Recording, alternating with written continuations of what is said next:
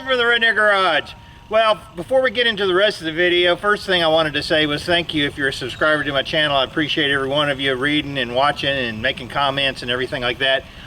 It's really the reason I do this, because if there wasn't anybody watching, what's the point of even putting it up? It's like the tree falls in the forest is their sound. If you put up videos on YouTube and nobody watches them, what's the point? Anyway. I've gotten a lot of good comments as the Jeeps come together at the end.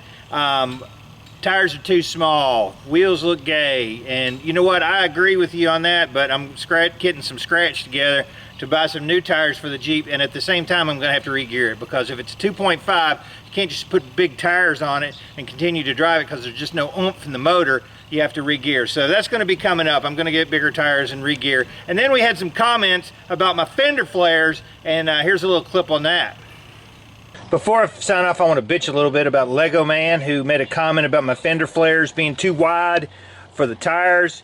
And yeah, I kind of agreed with him, so I ordered a new set of Fender Flairs. Because I think these look ridiculous. So y'all are exactly right. The Fender Flairs look much better in the stock configuration, especially with those tires.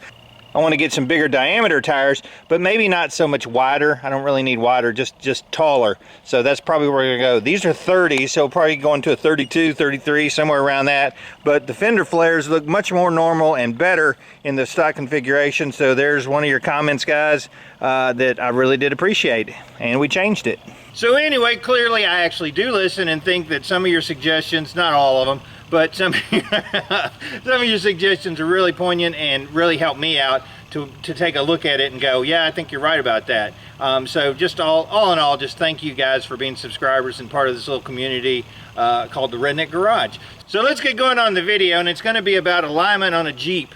And I take it to my good friend Nick. All right, here's Blue. Let's start her up and drive her down to C&F Tire to get the alignment done. But it's looking pretty good. Got the interior all done except for the glove box. I'm still working on it. And I get the taillights on yesterday.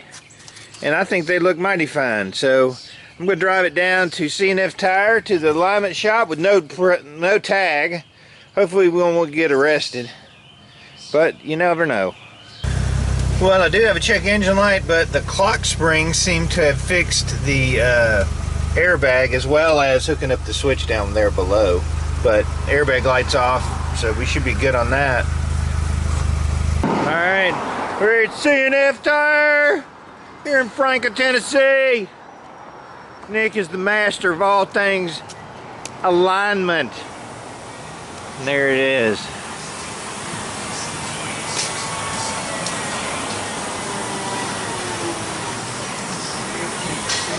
If you want to know a redneck, Nick is a redneck just like us. Look at this. His alignment rack had a little bitty screen. He says, you know what? I'll put a big screen up and I'll wire it in myself. He didn't go buy that from somebody. What kind of crazy nuts is that? So he's got a big wide screen. I think he can watch movies while he's working too. Anyway. Yeah! What up? How you doing? There's Nick, the man, the myth, the legend. The alignment king of Middle Tennessee. You're freaking nuts. Hey, Nick! Hey, buddy. We're not filming. Nick's writing me up. He's going to get it fixed up. He's going to get her done. I'm going to get her done. He's going to get her done. I'm going to fix it. Where's the best place to take your... messed up. Yeah, where's the best place to take to get your car aligned or worked on? I would recommend C&F Tire. I'd say C&F Tire, Middle Tennessee. Yes, sir. Watch out. Kelly! Yeah. Kelly! He's hiding. Kelly! I need to pawn something for crack. I need me some crack. Alright, I just wanted to take a minute to talk about alignment. Jeeps are prone to what's called death wobble, and if there's anything that's out of kilter, out of alignment, your wheel can start shaking, it can cause a really unsafe condition driving down the road. Now that can be caused by a couple different things. It could be you've got worn parts in the front end, everything in this Jeep's been replaced, or it could be that your alignment's way off. Now don't take your Jeep to some jackwagon that doesn't know anything about Jeeps. I can tell you that when I take my Jeep around and drop it off at Nick's, when I pick it up, I know that he knows everything there is to know about the geometry of a Jeep, adjustable control arms, and he sets it up perfectly. He told me stuff like I'd set this up this way, and then he started talking a little Greek, and I'm like, okay, caster camber. is it right? And he's like, yeah, absolutely. And he said, let's take it for a test drive, and we did.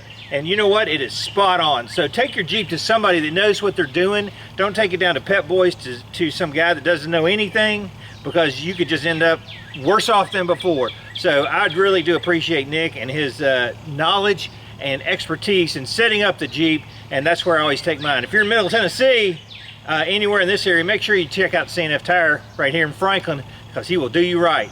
Now let's get back to the video. All right, so after the alignment, steering wheel centered up. Nick did a great job on it. We went on a test drive, and he noticed there's a lot of play in the steering box. And he also suggested that we get a drop pitman arm, so that's going to be a video coming up. But everything feels much better after the alignment. Okay, so I was just thrilled to get the Jeep where the steering wheel's straight and it's not giving me a death wobble or anything like that. All the front end components, everything on it's brand new. Rough Country supplied all the components for the lift kit and the adjustable control arms, everything. Nick said that looked great. The only thing he said that I really needed to change was the pitman arm, because it's in a little bit of a bind because it doesn't drop down. So we're going to be changing that. We're going to put a Rough Country 2 to 4 inch lift pitman arm on it, and at the same time, because of that wobble in the steering wheel, just that looseness, I'm going to go ahead and install a new steering box. This one's just loose as a goose. I can say that I shopped around, and the best price I found actually was from Rock Auto, and I don't buy a lot from them, but I do price check them. And it's going to end up costing like $77 after I return the cord. So that's really super cool. We're going to keep moving on, getting all the little stuff ironed out, all the issues. But you know what? The Jeep is looking really good. I'm David from the Redneck Garage. Keep turning wrenches.